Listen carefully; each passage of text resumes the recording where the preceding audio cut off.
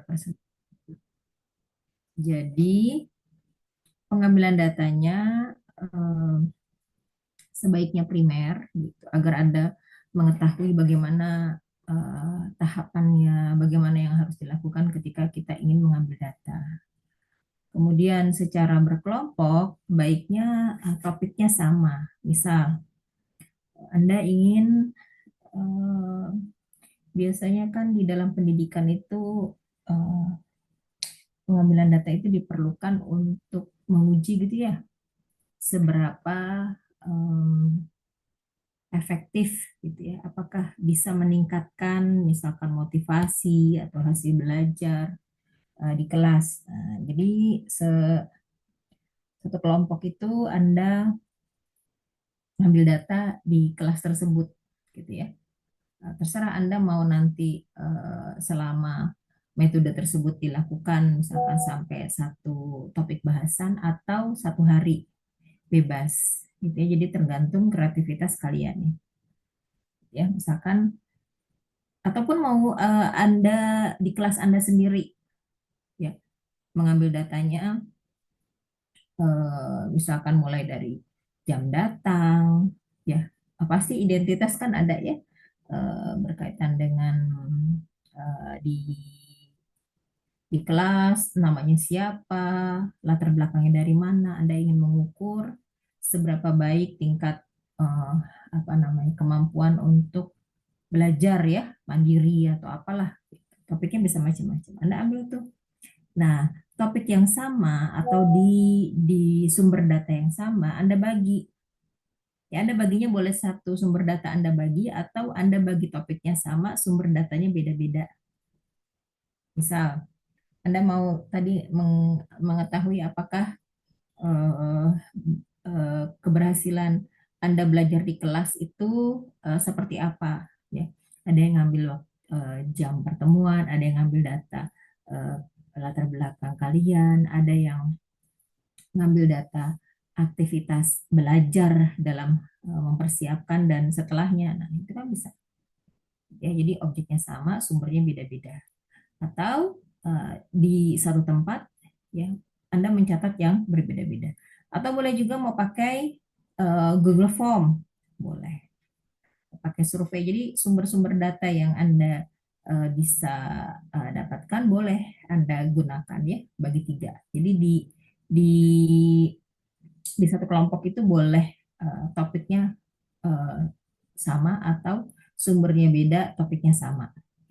Sumbernya sama, topiknya sama, karena banyak dibagi tiga boleh juga. Begitu, bisa paham nggak pengambilan data untuk tugas? Jadi artinya nanti upayakan ambil datanya sesuai aturan ya, gitu. Kayak misalkan Anda mau mau mengukur kemampuan untuk literasi digital. Kemampuan untuk literasi digital itu kan sudah ada penelitian yang mengukur ya. Anda nggak usah buat lagi instrumen gitu. Jadi instrumen pakai yang ada, ikuti itu, kemudian lakukan pengambilan data. Berarti nanti bagi tugas tuh ya untuk sampai kepada instrumen yang diambil, kemudian disebarkan dan direkap. Gitu. Jadi setelah direkap, ya itu jadi tugas UTS. Nah, bagaimana cara mengetahui bahwasanya eh, apa namanya itu sudah jadi apa individu yang melakukan atau kelompok. Nah, jadi nanti Anda kumpulkannya dua ya, tugas individunya, kemudian setelah digabung. Jadi saya bisa lihat bagaimana pribadi Anda mengerjakan, kemudian seberapa bagus ya data Anda sudah kumpulkan, kemudian eh, kalau sudah digabung bagaimana, gitu ya. Anda boleh loh mengukur apa sih namanya, critical thinking boleh. Sekarang kan lagi marak literasi digital, boleh juga literasi atau keterampilan digital boleh juga. Apa yang menurut Anda penting? Ya, karena kalau data diambil tanpa mengetahui ada kepentingannya, nah itu pasti semangatnya kurang, kemudian juga eh, untuk apa gitu data. Karena data itu berguna kalau orang mengetahui fungsinya apa. Ya, ada yang mau ditanyakan nggak? Semuanya tentang tugasnya.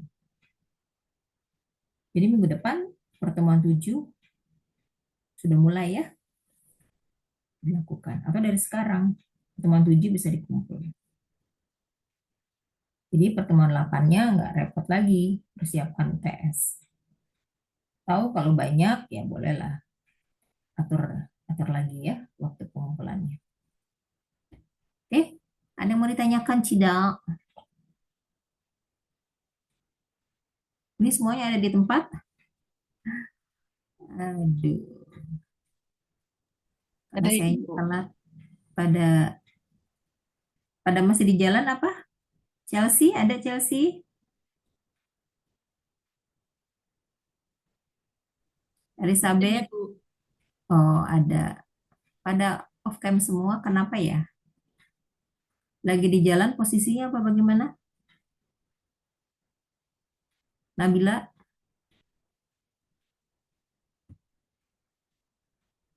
Kesa, Najwa?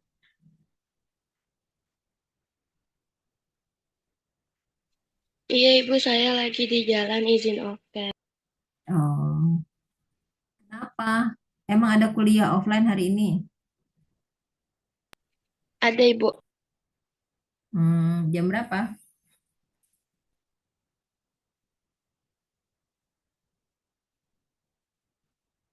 Jam berapa?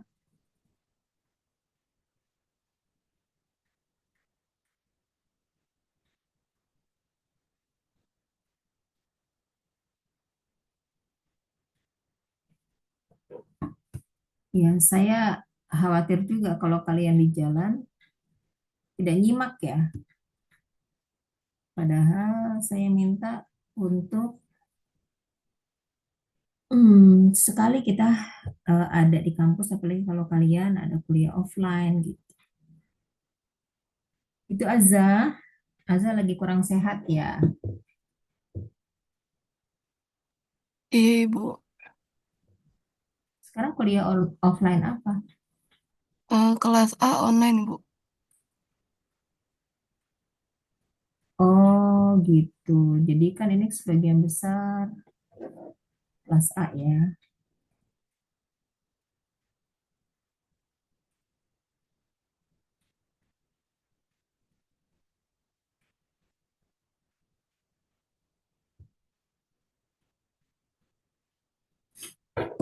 Oke, jadi kita bahas setelah data itu terkumpul ya, baik Anda mengumpulkannya dari sumber data lain atau Anda menggunakan data sekunder ataupun Anda mengambil langsung ya dari sumber data yang ini kita katakan sebagai data primer. Maka sebelum data dimodelkan ya atau digunakan, maka kita lakukan pre-processing atau di sini bahasa Indonesianya apa ya? Persiapan kesiapan ya. Jadi prepare, nah ini persiapannya ya.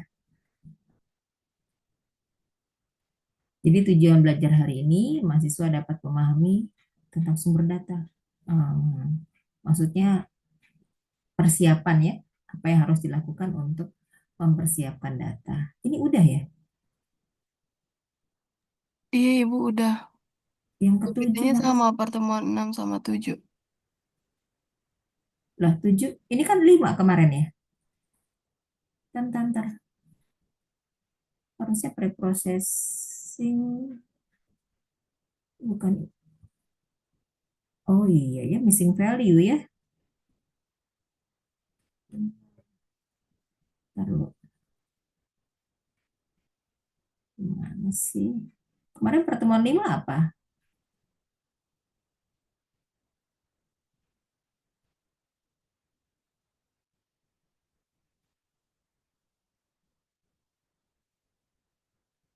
Sumber data.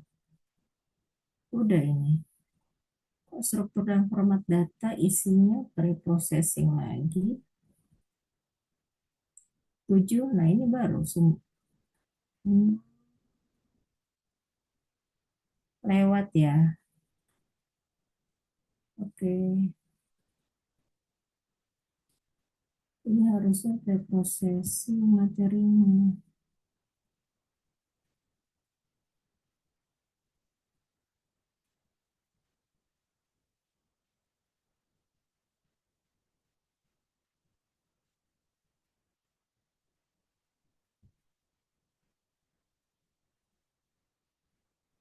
Iya, itu yang hari ini yang kemarin ya bahasannya ya. Salah. Kemarin salah ya. Nggak perhatiin. Tadi zoom-zoomnya dari mana?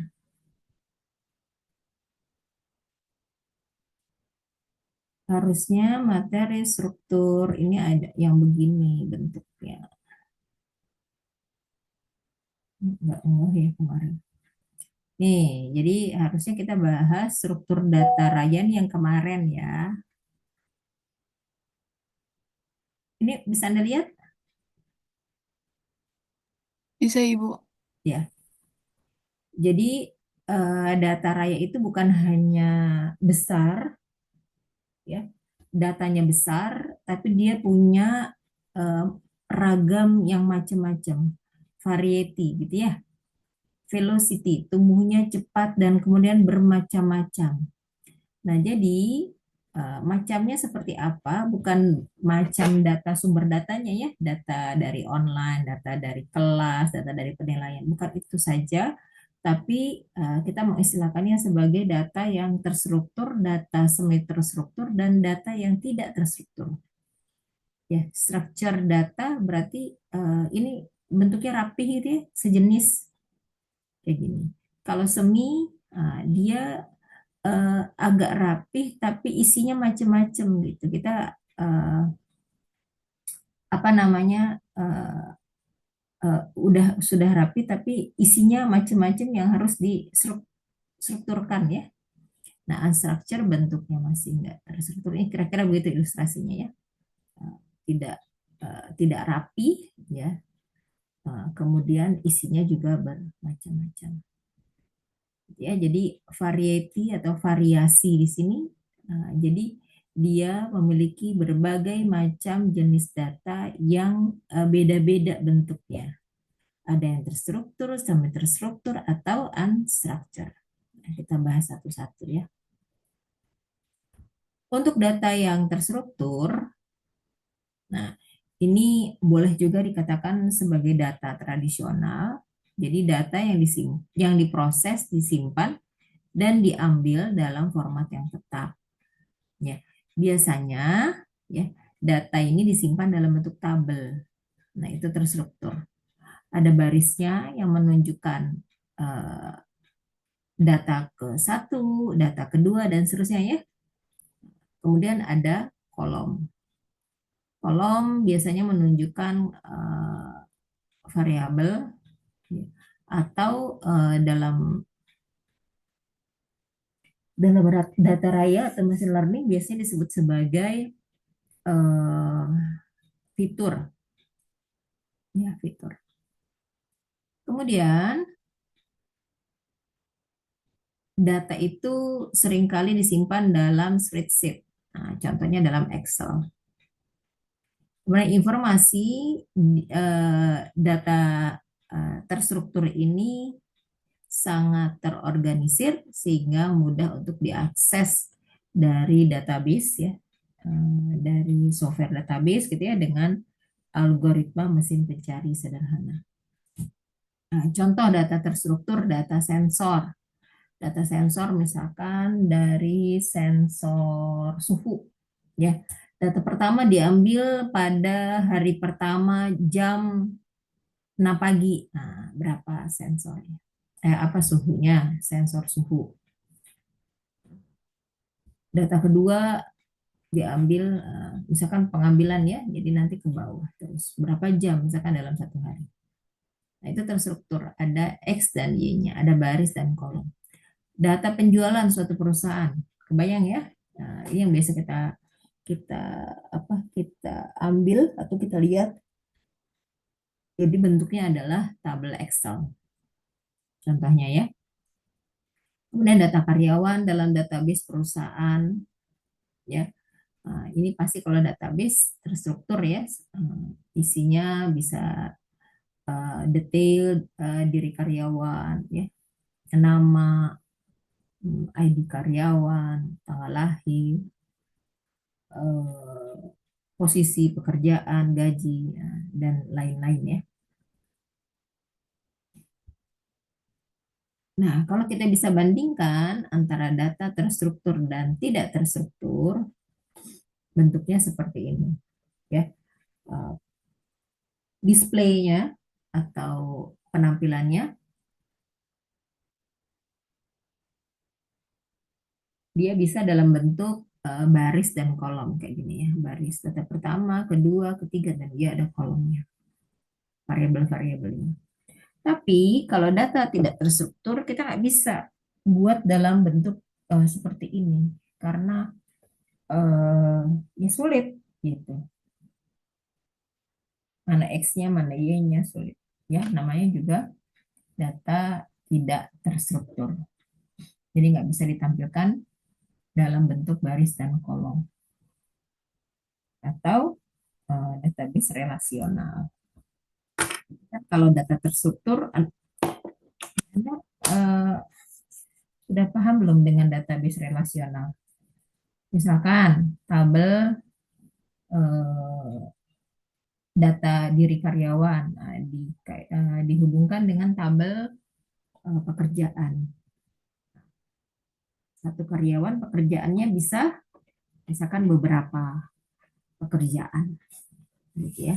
Nah itu bisa di, di, di, dihubungkan ya dengan relasi ya, hubungan relasi. Pegawai mengerjakan pekerjaan ya, beberapa pekerjaan. Itu. Oke, ya, tentang displaynya atau bentuk tampilannya. Kemudian contohnya ya, data yang bentuknya angka ya, numbers, kemudian tanggal, kemudian string. Nah, itu biasanya masuk ke dalam data terstruktur. Kemudian, seperti apa contoh data yang tidak terstruktur? Nah, ini contohnya adalah data image, gambar. Anda kebayangnya gambar ya? Nah, gambar ini kita bisa lihat ya. Nah, gambar, satu gambar, dua gambar, tiga gambar. Nah, ini kita susah membuatnya dalam bentuk tabel. Ya, karena gambar itu juga terdiri dari matriks ya. X kali Y atau baris kali kolom. Kemudian audio. Nah, bentuk audio itu file eh, misalkan MP3 gitu ya. Kemudian ada video. Video itu terdiri dari gambar-gambar ya, frame-frame yang ada banyak. Kemudian juga eh, audio, ya gabungan dia. Kemudian bentuk lainnya word processing file, ya file-file dokumen ya. Kemudian email, nah, ini juga kan susah ya. Email ada banyak ya dikumpulin. Kemudian spreadsheet ya, pengolahan uh, ya itu ya dalam bentuk Excel. Ini juga tidak bisa, biasanya bentuk data unstructured dan sulit kita tampilkan dalam bentuk tabel tadi ya. Kemudian kita coba cek dulu ya. Apa bedanya yang kedua kira-kira?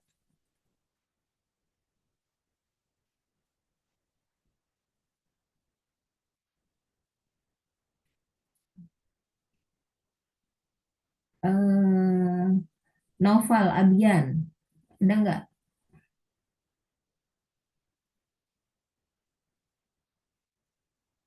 Muhammad Novel Abian, ada?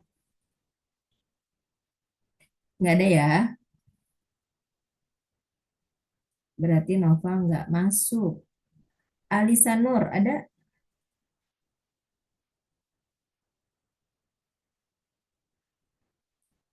Alisa juga tidak ada.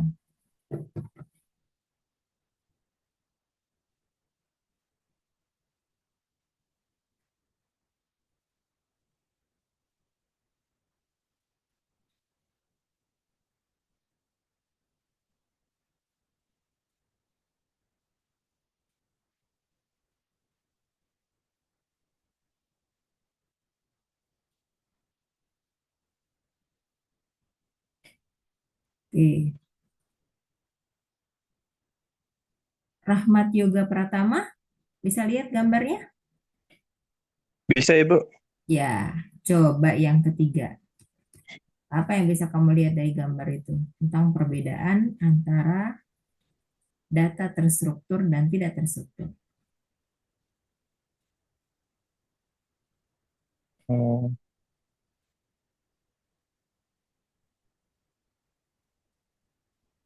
Diestimasi 20% dari Dari dari data data perusahaan ya. Ya, pokoknya data itu diperkirakan 20% berupa data apa? Apa nih topik kita? data struktur Ya, terstruktur. terstruktur. Nah, terus sebaliknya kalau data unstructured dia diestimasi ada berapa? 80%, Ibu. Nah, jadi mana lebih banyak? Yang 80%. Iya. Jadi kalau kita mengumpulkan data suatu perusahaan ya, atau data suatu tempat ya, sebenarnya kebanyakan data itu adalah tidak terstruktur. Sebagian kecil, ya sekitar 20% itu data terstruktur. Contoh, bisa kamu kasih contoh nggak? Novel. Eh, siapa namanya tadi? Lupa deh saya. Siapa namamu tadi? Rahmat juga, Ibu. Ya, Rahmat. Bisa kasih contoh nggak? Contoh dari data tidak terstruktur apa yang struktur, Bu? Data, data, satu data aja, enterprise, data apa? Kita lihat. Di situ ada data terstruktur dan tidak terstrukturnya enggak, gitu. Apa iya lebih besar?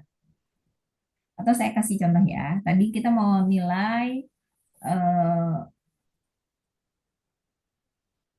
misalkan literasi digital dari apa namanya kelas Anda ya, pendidikan matematika kelas A dan B ya. Maka yang harus dikumpulkan apa? Data dari mana aja? Mana yang terstruktur, mana yang tidak terstruktur? Tadi contoh data terstruktur ini ya. Nah, data dalam bentuk angka, tanggal, string ya. Alamat tuh masuknya string ya. Betul nggak? Karakter-karakter, kumpulan dari Iya, Bu. karakter, huruf itu string. Misalkan Anda eh, apa lagi? Angka, misalkan nilainya Anda, itu kan angka.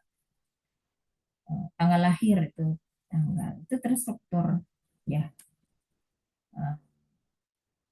Nah, yang tidak terstruktur ini tadi ya contohnya. Nah, kalau dalam menilai literasi, apa iya 80% atau data di kelas Anda itu sebagian besar adalah data unstructured? Apa aja yang bisa ditangkap dari kelas Anda, data itu? Kalau image apa image?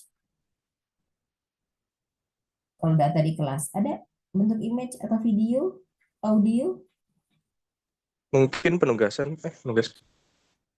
penugasan bentuk apa?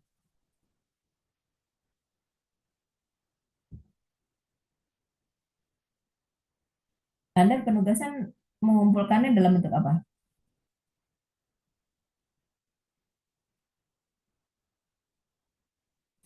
Apa? Tugas dikumpulkan dalam bentuk apa? Jawabannya di Ada email, hmm? Atau dalam bentuk dokumen, Word processing, atau Izin menjawab PDF? Ibu. Izin Hmm? jawab Bu, dalam bentuk Ya, PDF. ya, ya, ya. PDF. Coba tuh. Oke. PDF bentuknya juga bukan terstruktur ya. Banyak nih satu kelas, dua kelas, tugas pertama. Gitu. Itu masuk data. ya, dan tidak terstruktur. Foto Anda tidak terstruktur. Foto misalkan, sorry, banyak sekolah sekarang yang pakai CCTV ya, betul nggak? Betul nggak? Yang lalu saya ke sekolah Cikal ya, kalau nggak salah. Sekolahnya sudah dilengkapi CCTV kelasnya. Jadi apa namanya, manajernya, kepala sekolahnya, atau eh, yang penanggung jawab pembelajaran di kelas, misalkan kurikulum, itu bisa mantau. Apakah kelas itu gurunya ada atau tidak, masih kondusif atau tidak. Nah, itu juga bisa jadi sumber data video pembelajaran, video pembelajaran, video kondisi pembelajaran di kelas. Ya, itu masuk unstructured. Ya, eh, audio, gambar, gambar entah itu media pembelajaran gitu ya, dan sebagainya. Itu beda yang ketiga ya, tentang jenis data yang ada di dalam suatu enterprise gitu ya. Kemudian perbedaan yang ke satu, dua, tiga, yang keempat. Siapa mau coba? Mau jawab? Sambil saya ngecek lagi ya. Kenapa tidak buka kamera? Yolanda. Oh, Yolanda langsung buka. Silakan Yolanda. Iya, Ibu. Ini untuk contohnya, Ibu. Eh, Anda bisa bedain, bedain nggak? Yang ke perbedaan yang keempat.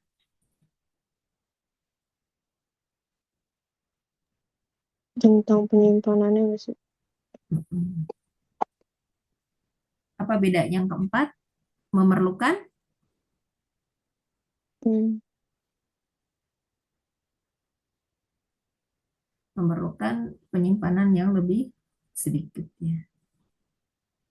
Ya, Iya, kalau Ibu. tabel itu kan kalau kita menilainya dari berapa byte ya yang diperlukan untuk memori yang diperlukan untuk menyimpan ya.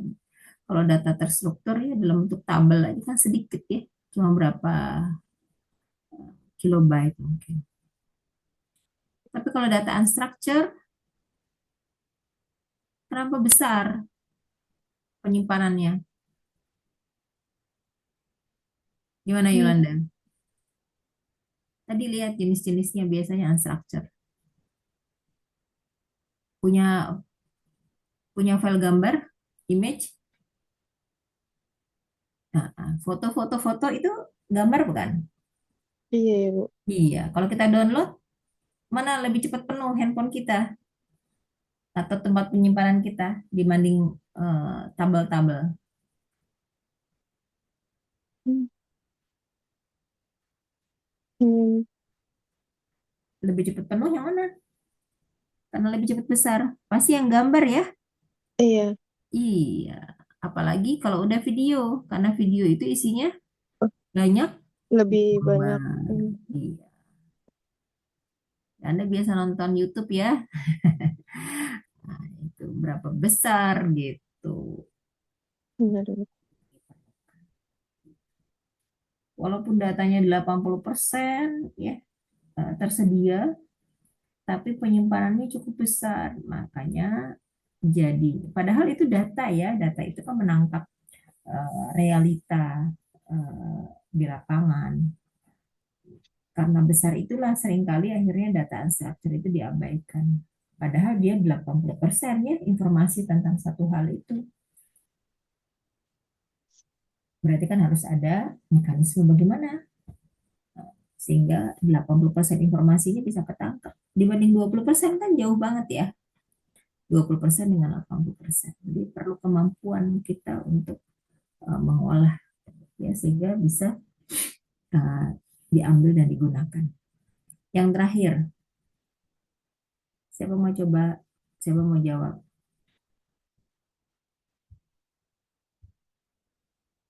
Silakan.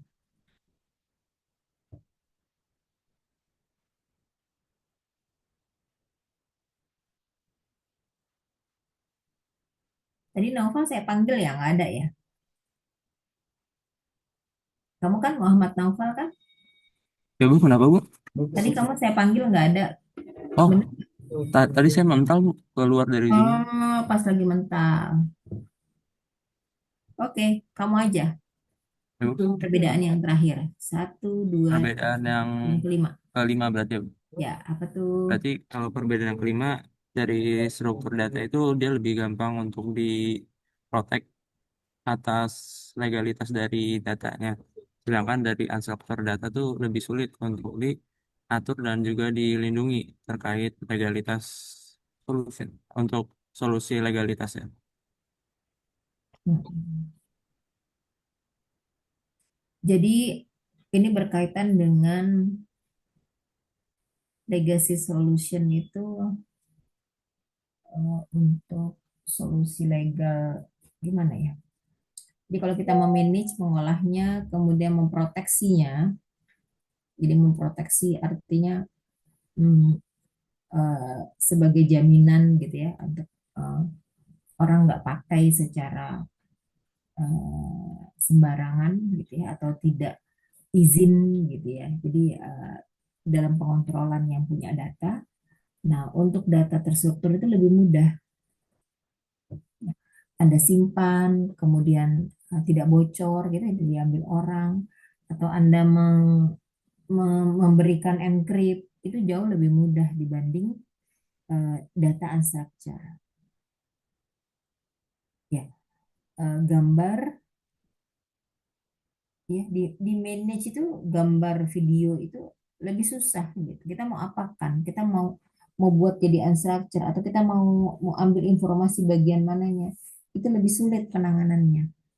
Ya, Anda mau buat jadi terstruktur karena data termasuk big data dia memerlukan data bentuk terstruktur walaupun asalnya dari unstructured. Nah, mempreprocessing ya yang kemarin kita bahas ya mempreprocessingnya itu jauh lebih sulit gambar dibanding dengan tadi ya bentuk teks ya atau number ya yang sudah terstruktur dalam bentuk tabel ya bagaimana membacanya menjadikan dalam bentuk kolom nah ini kan eh, apa namanya untuk gambar untuk suara ini butuh effort ya Anda harus mengenalinya mana yang jadi variabel gitu mana yang jadi baris mana yang jadi kolom ya jadi manage-nya lebih sulit ya kemudian memproteknya juga lebih sulit ya makanya banyak banget ya gambar-gambar yang dituntut ya video juga begitu.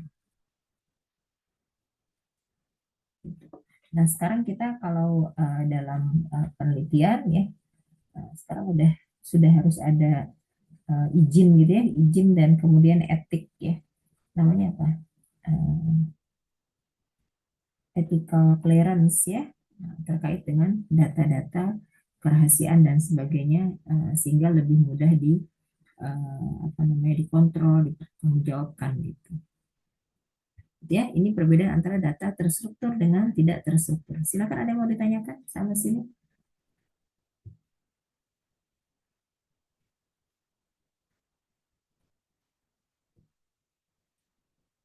ya, jadi kedua jenis ini semuanya adalah data dan harusnya kalau big data itu ini semuanya diambil ya terstruktur tidak terstruktur itu semuanya harus diambil ya kenapa dibandingkan dua yang seminya enggak ya karena kalau semi itu kan di sebagian sifat terstruktur sebagian sifat tidak terstruktur semuanya ada ya.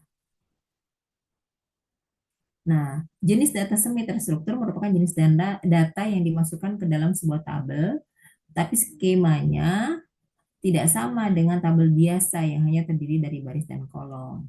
Data semi terstruktur mengandung format data terstruktur dan tidak terstruktur di dalamnya, walaupun belum diklasifikasikan oleh repositori tertentu atau database. Namun mengandung informasi yang penting. Contohnya adalah file data dalam bentuk CSV, XML, atau JSON. Nah, itu semi terstruktur gitu. Jadi sulit kita untuk baca ya kalau bentuk CSV. Makanya kita biasanya import dulu ya dalam bentuk Excel ya. Excel sehingga mudah untuk dibaca. Ya, semi terstruktur. XML juga gitu kan bentuknya. Coba Anda apa namanya download ya file web ya. Nah, itu bentuknya kan macam-macam ya. Jadi satu dan susah untuk bacanya. Sama juga JSON. Nah, untuk data tidak terstruktur, jadi bentuknya itu tidak dikenal. Maksudnya susah untuk mengenali. Kemudian harus disimpan dengan format khusus karena tidak memiliki struktur yang spesifik seperti jenis data terstruktur. Raw dari jenis data ini hanya dapat menghasilkan nilai setelah diproses dan dianalisa. Jadi di preproses dulu sehingga baru ketahuan raw-nya baris ke atau data keberapa. Data data 1, kedua dan seterusnya ya dari si data unstructured tadi. Kemudian menyimpan jenis data ini memiliki kerumitan seperti memerlukan penggunaan sistem penyimpanan yang memadai seperti database NoSQL. Contohnya MongoDB dan CouchDB ya. Nah, ini bagian dari database ya, ada DB-nya. Kemudian jenis data tidak terstruktur diantaranya data percakapan WhatsApp, juga bentuk data tidak terstruktur ya, percakapan WhatsApp. Kemudian dia ada apa aja di percakapan WhatsApp, ada foto, ada foto atau gambar ya, ada video, ada suara, ada teks gitu ya. Nah, itu tidak terstruktur. Juga bisa bentuk keluhan pelanggan, kontrak, email internal, atau ya email apapun itu ya. Kemudian contoh dari jenis data ini dapat ditemukan dalam media sosial, dalam sosial media seperti komentar, likes, followers, klik, ya data klik pada setiap aktivitas di akun media sosial. Ya, kalau Anda pakai online learning itu juga bisa jadi data, gitu ya. Data aktivitas kliknya Anda atau lognya, kemudian komentar-komentar Anda, nilai Anda, ya, berapa kali akses, dan seterusnya. Kemudian ketika ya, aktivitas di mana? Forum diskusi, nah itu juga jadi data unstructured. Kemudian struktur dari data raya pada dasarnya sama dengan struktur data biasa. Struktur data adalah cara penyimpanan, pengorganisasian, pengaturan data di dalam media penyimpanan komputer sehingga data tersebut dapat digunakan secara efisien. Ya, untuk data raya sama kayak data yang lainnya, kebutuhan untuk struktur datanya.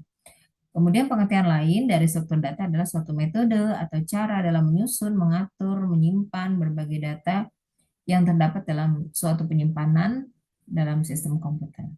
Nah, data ini sendiri bermacam-macam, bisa berbentuk angka, simbol, huruf, dan lain sebagainya. Jadi struktur itu ya suatu bentuk ya tadi ya, cara nyimpen, cara mengorganisir, cara mengatur ya di dalam media komputer. Strukturnya kayak apa? Oke ya, kemudian struktur data juga berarti cara tertentu dalam menyimpan, mengatur maupun mengorganisir data baik di dalam memori komputer ataupun media penyimpanan. Media penyimpanan eksternal sehingga bisa dimanfaatkan secara efektif dan efisien. Kedua pengertian tersebut adalah definisi struktur data jika didasarkan pada ilmu komputer. Sementara jika didasarkan pada teknik pemrograman, struktur data punya arti yang beda, yaitu tata letak data yang memuat kolom data, baik kolom datanya itu bisa dilihat pengguna atau kolom data hanya dipakai untuk pemrograman saja, sehingga nggak bisa dipakai pengguna. Gitu ya, jadi yang dimaksud di kita ini struktur data yang disimpan di komputer ya, seperti apa. Kemudian tipenya seperti apa? Tipe struktur data. Data disimpan, kemudian tipenya bentuknya kayak apa? Ah, kurang lebih ada 6 ya di dalam komputer itu. Ada tipenya graf, bisa kebayang graf ya, terdiri dari titik dan garis itu graf. Atau bentuknya tree, jadi ada rootnya, pangkalnya, kemudian ada cabang-cabangnya, ya, ada node-nya, titiknya. Nah, kemudian dia ada cabangnya lagi sampai yang paling ujung ada eh, apa namanya, daunnya ya, anaknya, tree. Kemudian ada Q atau kiwi bacanya Q ya. Kemudian antrian ya, maksudnya ada stack ya, tumpukan. Tapi biasanya kita nggak menerjemahkan langsung Q saja, langsung stack saja. Ada link list dan array. Link list itu jadi sambung nyambung ya, list yang link apa dihubung-hubungkan. Kemudian ada array. Oh ya, Anda udah belajar pemrograman dasar berarti sudah pernah bahas ini, jadi nggak asing ya. Kemudian penjelasan singkat keenamnya sebagai berikut. Nah, ini tipe data grafnya. Kayaknya Anda sudah belajar matematika dasar, jadi materi graf ini Anda pasti sudah paham ya, sudah ngerti. Oke.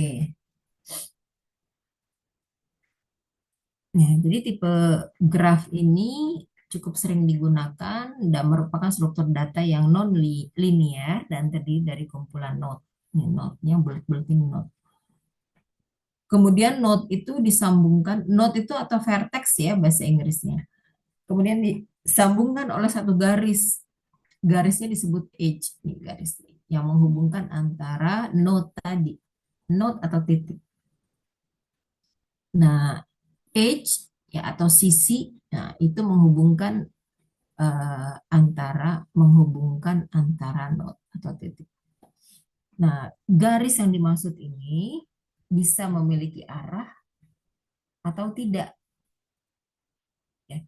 Contoh adalah jalur network sebuah LAN. Jadi ada LAN. Apa sih LAN artinya? Apa ya artinya LAN ya? Nisa, Asiatun Nisa. Ada nggak? Ada, Bu. Kenapa nggak buka kameranya, Nisa? Tadi jaringan saya nge-lag, Bu, makanya saya off cam bentar. Oke. Apa itu LAN?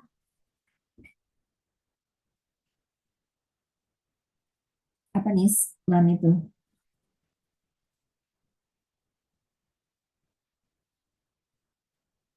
Ketemu nggak Nis? Yang namanya Nisa banyak ya. Asiatun Nisa. Bisa ketemu nggak jawabannya? LAN?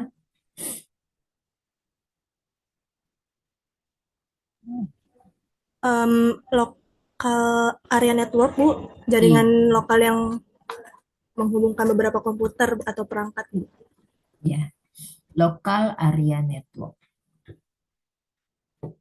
Ya, jaringan network ya, network hubungan ya, di satu area yang sifatnya lokal gitu ya. Nah, ini ilustrasinya. Ya, local area network. Kalau misalkan ada di kampus, ya misalkan di lantai, kita udah nggak pakai LAN lagi sih ya. Nah, kalau lab dulu tuh ya lab lazimnya itu ada LAN-nya ya. Gitu. Nah, tidak antar LAN juga bisa. Gitu ya. Kemudian kita lihat tipe tree. Nah, ini ya. Jadi ada akarnya, kemudian ada anaknya, kemudian sampai paling bawah terakhir ini ada yang disebut leaf ya, daun. Ya, jadi dia tree itu adalah tipe tree itu adalah bagian daripada tipe graph. Cuma dia ada akarnya. Nih, ada pangkalnya. Jadi tree itu dikatakan sebagai kumpulan node yang masing-masing node tersebut tersusun dari value dan juga berbagai referensi lainnya. Nah, kalau tree itu pohon ini ya, cuma punya maksimal 2 anak, dia namanya binary tree. Kalau binary kan angkanya cuma 0 atau 1 gitu ya, biner. Nah, biasanya kalau binary tree disebutnya anak kiri, left child atau right child, ya anak kanan. Nah, contoh untuk binary tree, nilai root yang kiri lebih kecil daripada yang kanan. Ini berapa nilainya ya di angka 2 ini? Misalkan 10. Nah, berikutnya, angka berikutnya berapa? Apa namanya? 11 atau 12 gitu. 12 taruh di mana? Di kanan. 11 taruhnya di kiri.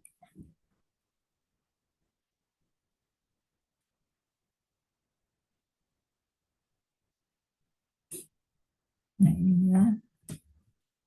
Kemudian bentuk tree lainnya bisa binary search tree. Nah, binary search tree itu bukan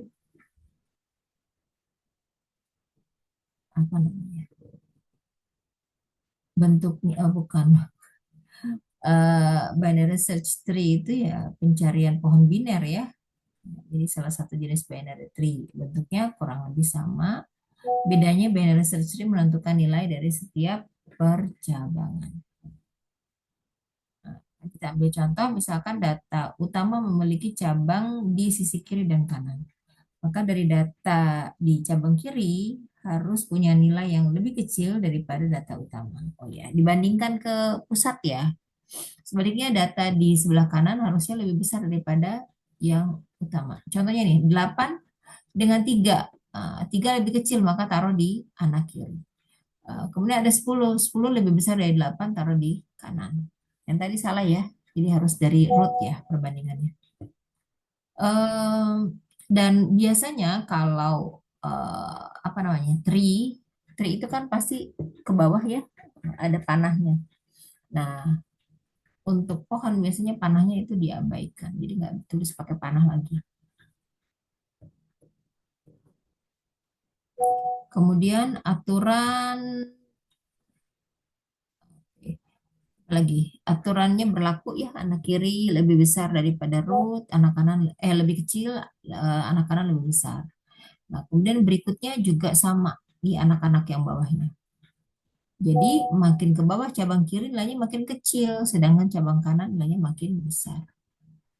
Kita lihat ya, kiri makin kecil, tapi kalau cabang kanan makin besar. Ke kiri itu kecil-kecil, ke kanan besar-besar.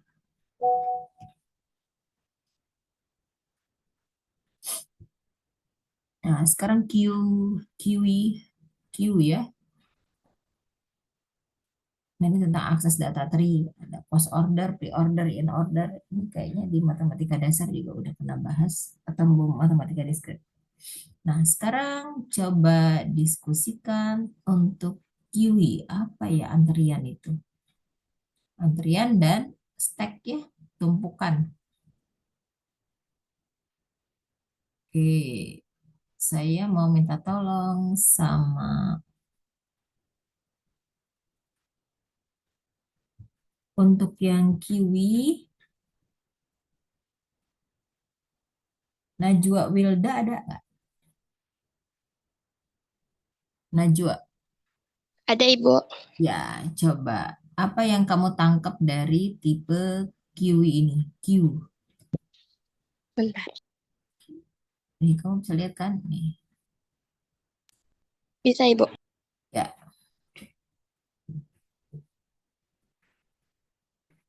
Apa yang kamu bisa bisa bisa bisa tangkap?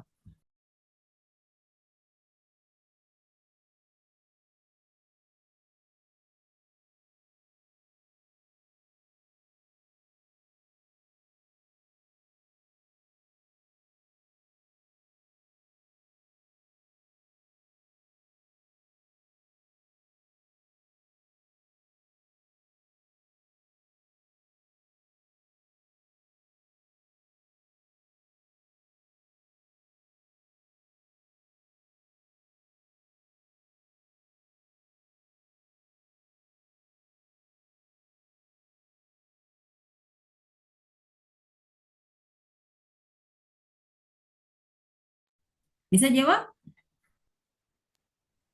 Hmm, agak bingung sih Bu, cuman kalau yang ditangkap itu apa ya, kayak apa sih, ada data yang dihapus dari depan dan dari belakang gitu. Gimana ya?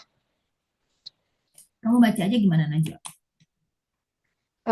Kan baca Dibaca ini, tipe terstruktur. tipe struktur data, yang lainnya ialah Q.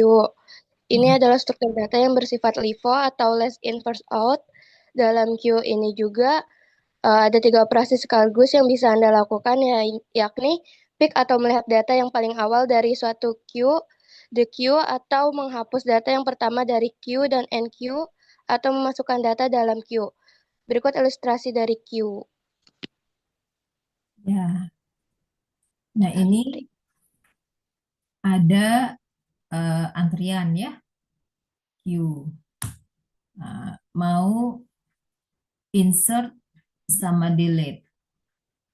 Ya, apa yang terjadi tatkala kita mau masukin data, ya, mau delete gitu ya. Karena prinsipnya last in first out. Jadi kalau kalau Q itu, karena kalau kita ngantri kan keluarnya pasti yang belakang.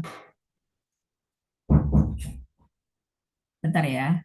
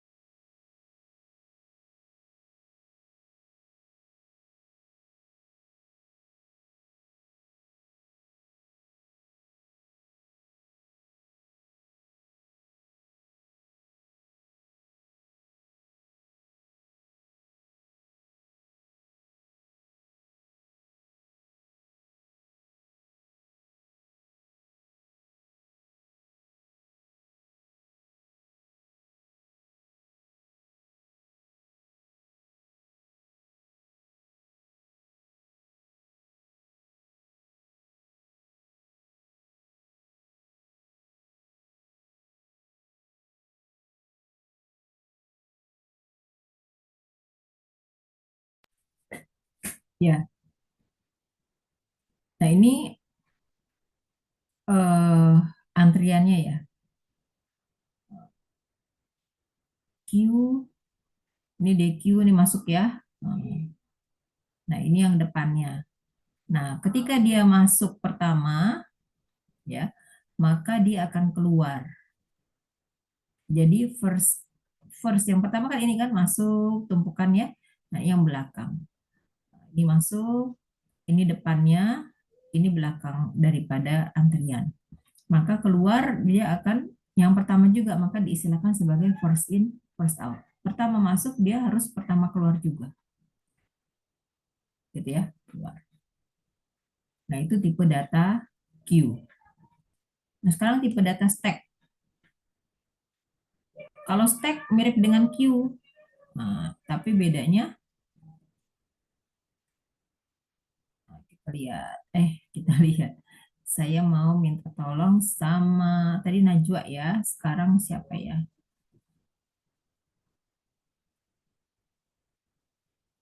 Eh,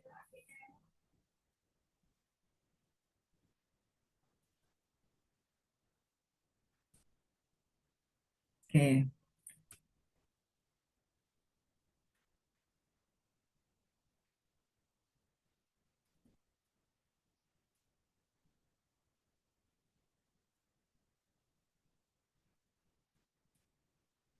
Tadi yang perempuan, sekarang yang laki-laki.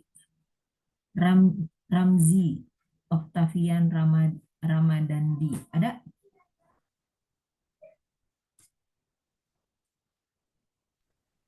Ada Ibu. Iya. Sebelumnya mohon maaf Bu, tadi pertanyaan apa Ibu? Karena saya di Apa? kampus ngelek-ngelekan tuh. Oh, kenapa kamu di kampus? Bukannya kita online? Ada kelas Bu nanti jam 10.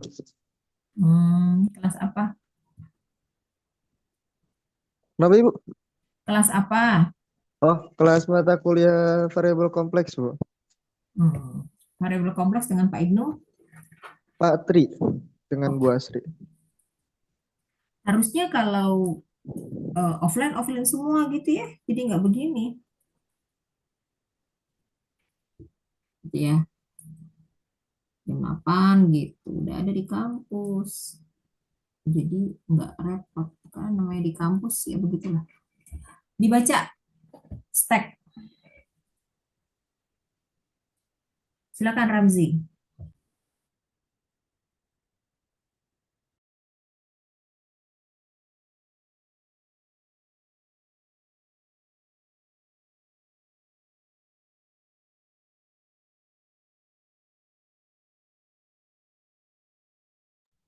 Ramzi silakan dibaca.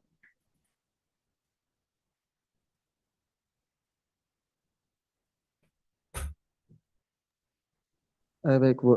Tipe stack. Stack ini adalah tipe yang mirip seperti Q. Tipe ini juga mempunyai sifat LIFO karena termasuk struktur data yang linear. Selayaknya Q, dalam stack ini juga ada 3 jenis operasi sekaligus yang bisa dilakukan. Operasi pertama ialah pick atau memantau data teratas stack. Operasi kedua ialah push atau yang bisa diartikan sebagai memasukkan suatu data baru dalam stack. Dan operasi yang terakhir ialah pop atau menghapus data yang paling atas dalam stack. Berikut adalah ilustrasi dari stack. Ya, makasih. Kenapa ya? Kok jadi liar begini?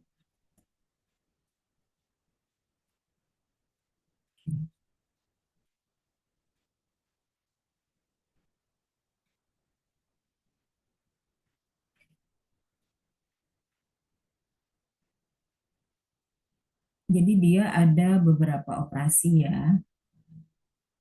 Dan untuk stack, ya dia mirip dengan Q, cuma bedanya stack ini dia prinsipnya LIFO. Last in, first out. Jadi dia kayak kita numpuk. Anda tahu mainan anak-anak itu yang donat gitu ya bersusun. Yang paling atas dimasukin duluan, untuk mengambil yang paling bawah dia harus dikeluarkan duluan. Jadi last in, first out. Itu prinsipnya stack. Ya. Nah, ada operasi memantau ya, atau pick memantau data teratas. Kemudian ada push. Push itu memasukkan data baru ke dalam tumpukan. Kemudian ada pop, berarti dia ngeluarin. Ya, kalau push masuk ya ke dalam tumpukan, kalau pop itu mengeluarkan. Atau bisa juga diartikan menghapus yang paling atas. Nah, ini contohnya ya. Ini atasnya, ini yang paling bawah. Ya. Jadi yang paling atas bisa kemudian dikeluarkan, kemudian push juga data barunya di push ya dimasukkan, nah, dia jadi yang paling atas. Itu stack. Ya, ini berbagai macam baru dua jenis ya di dalam penyimpanan memori ya si data yang tadi kita bahas ya. Nah, kemudian jenis yang ketiga ada linked list. Nah, ini linked list agak repot sedikit ya. Siapa yang mau bantu saya ya? Muhammad Nur Hidayat ada?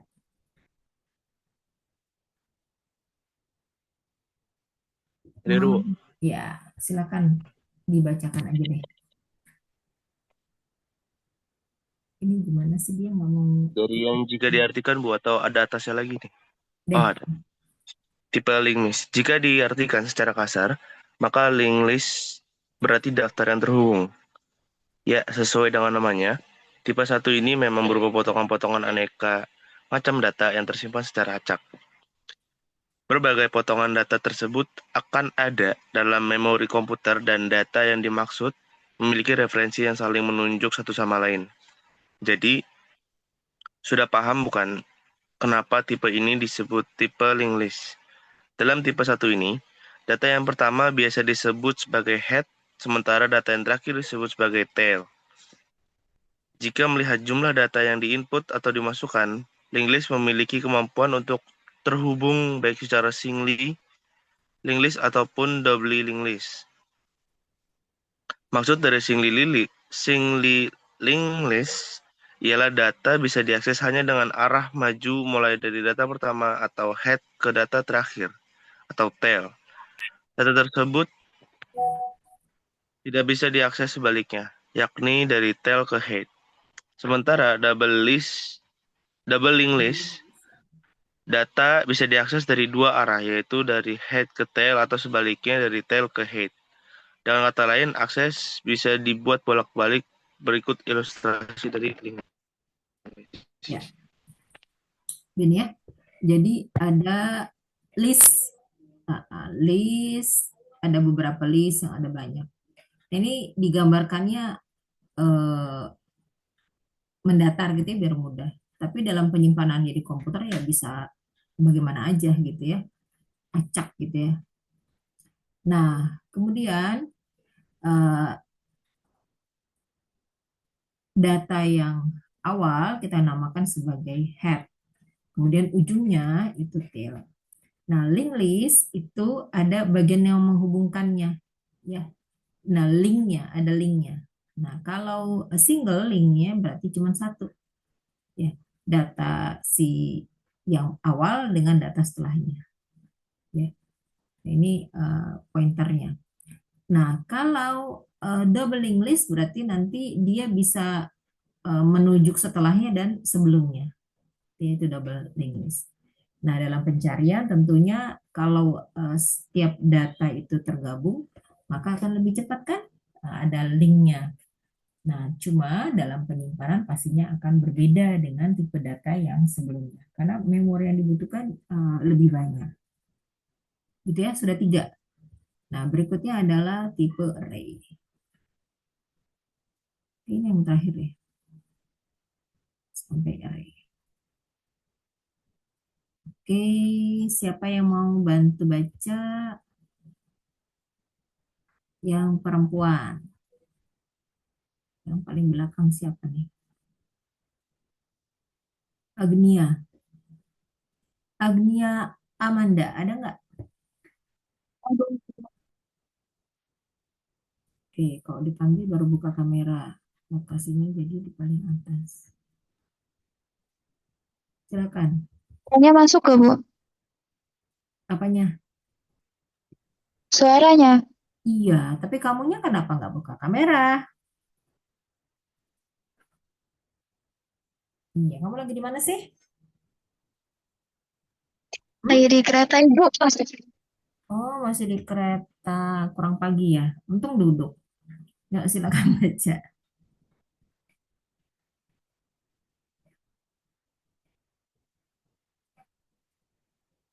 Silakan baca Agnia. Nggak apa-apa kan di kereta baca?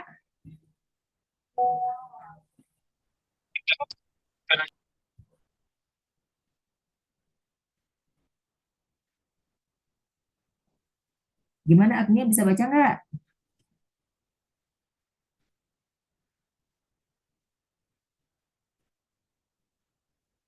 Ini nggak kedengaran. Jadi kusut-kusut.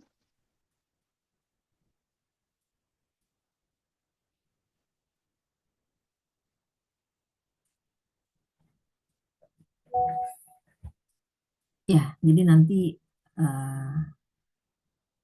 kita atur lagi lah ya. Jangan sering-sering kuliah di jalan ya. Nggak fokus ya nanti. Kalau diem aja mungkin oke. Kalau ganti-ganti kendaraan, itu kan jadi berat ya. Oke, yang dipin nih, Jostra Brian Social Daily. Wah, namanya. Ada Jostra?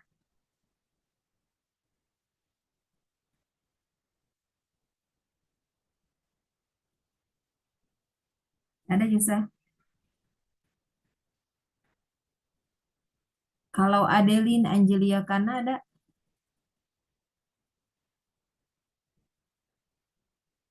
Nggak ada juga. Ada, Ibu. Oh, ada. Silakan coba baca. Yustra.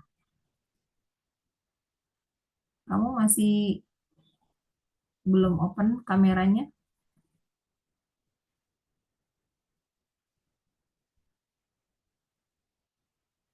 Silakan dibaca. Bisa baca nggak? Lagi di mana posisinya? Halo.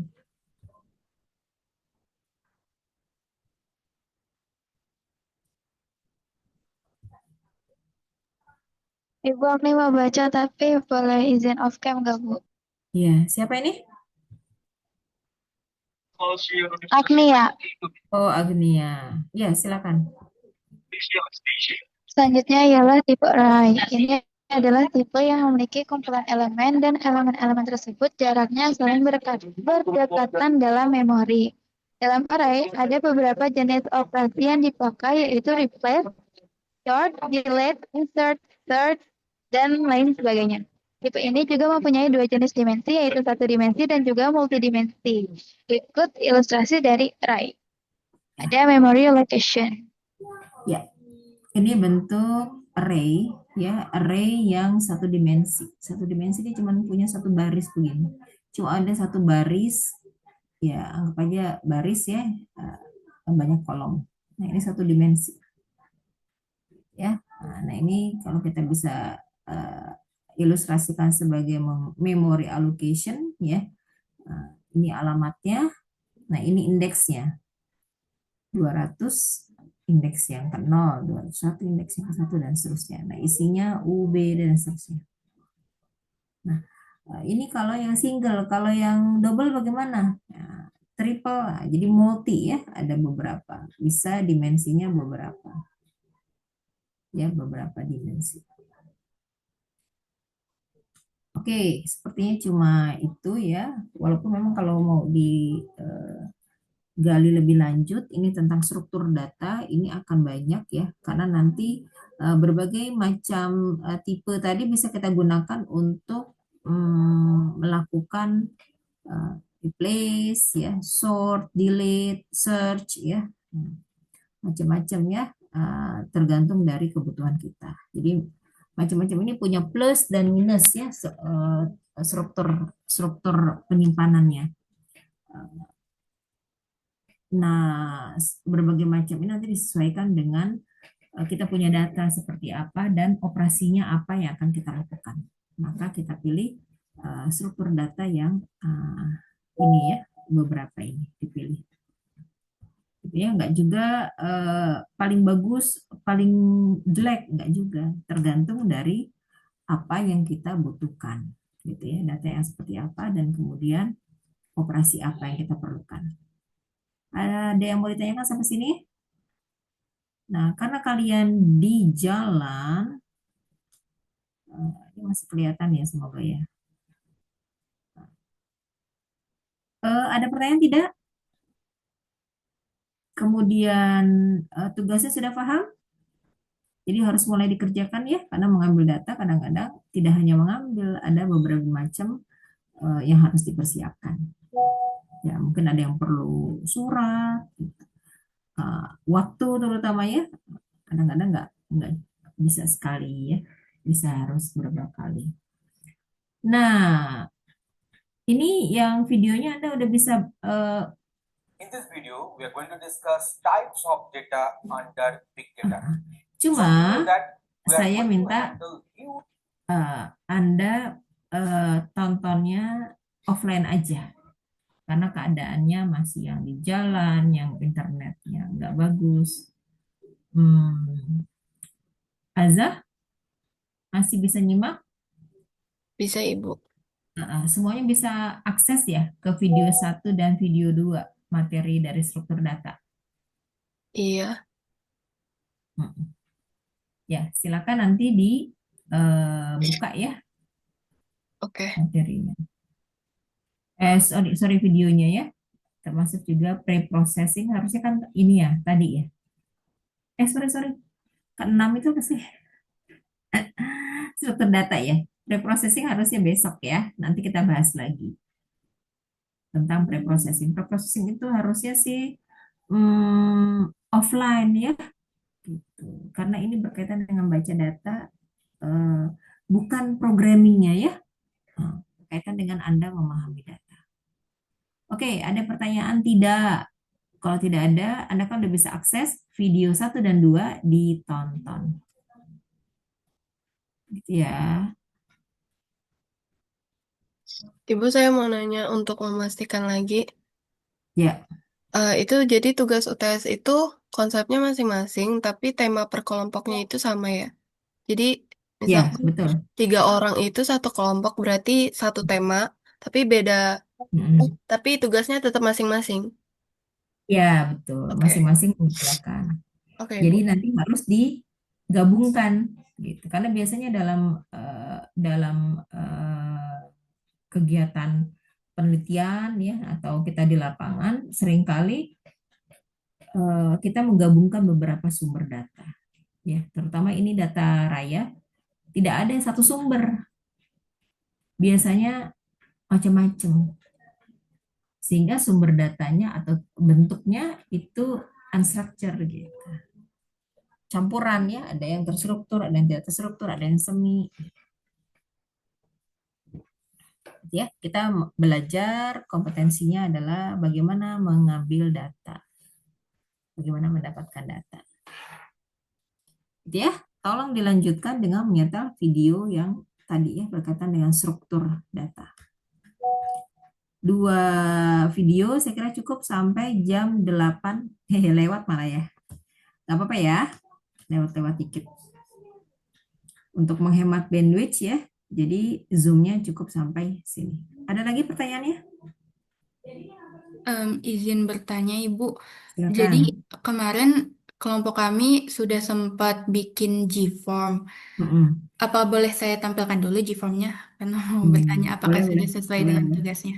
Boleh, boleh.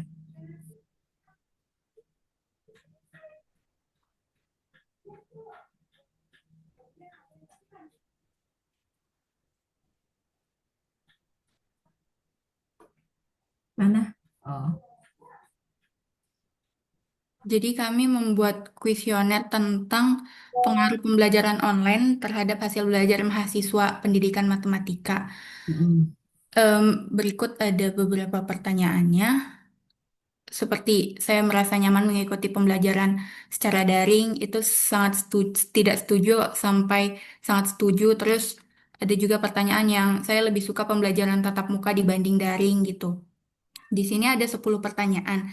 Nah, apakah G-form seperti ini sudah sesuai Ibu untuk mengumpulkan datanya? Ya, sesuai dengan tidak itu tergantung dari Anda mau mengumpulkan data untuk apa ini. Ini kuesioner ini untuk mengukur apa? Em, Pendapat mahasiswa tentang pembelajaran online, Ibu. Oh ya, ya Jadi hanya apakah mereka merasa ada kendala atau malah lebih suka pembelajaran online atau lebih suka tatap muka gitu? ya berarti kecenderungan ya. Hmm. Tapi kalau menghitung pengaruh berarti kan nanti Anda harus ada apa namanya? Ini kan kuantitatif ya. Mengetahui pengaruh itu berpengaruh atau tidak kan berarti kan harus ada korelasinya ya. Benar nggak? Iya. Kuantitatif. Ya, jadi baiknya memang dibaca dulu. Untuk pembelajaran online ini kan kalau bertiga bikin Google Form kan juga terlalu simpel ya. Satu orang ngambil Google Form. Nah, biasanya Google Form itu Anda mau ngukur apa? Karena kan dia ada pertanyaan. Pertanyaannya itu kan harus valid. Ngukur bener nggak? Jadi mungkin enaknya gimana ya? Ya nggak apa-apa lah untuk sementara. Nah, nanti tentang pembelajaran online nanti Anda cari lagi untuk anggota kelompok yang lain. Oh, jadi seperti ini cukup untuk satu orang gitu, yang kelompok Ya, mencari. kecuali misalkan saya mengukurnya ke banyak orang. Jadi satu hal Anda ngambil di segmen angkatan 2025, satunya angkatan 2024 dan seterusnya. Nah, itu boleh bagi-bagi karena banyak gitu, cuma satu sumber. Nah, cuma kalau banyak kayak gitu pasti kan ini instrumennya sudah tepat ya mengukurnya. Ya karena sayang kalau instrumennya ternyata tidak bisa mengukur. Jadi untuk kuantitatif biasanya data itu harus valid. Jadi instrumennya benar-benar kita tinggal pakailah kalau bisa. Gitu ya. Oke, baik Ibu, terima kasih. Sama-sama. Saya kira pembagian topik semuanya dibikin Google Form. Ternyata kelompoknya Azza aja ya. Oke, sekian ya. Lanjut dengan menonton dua video yang sudah ada di online learning. Sekian kuliah kali ini. Assalamualaikum warahmatullahi wabarakatuh. Waalaikumsalam warahmatullahi wabarakatuh. Ya, Terima kasih, Bu. Terima kasih, Bu. hati-hati di jalan ya.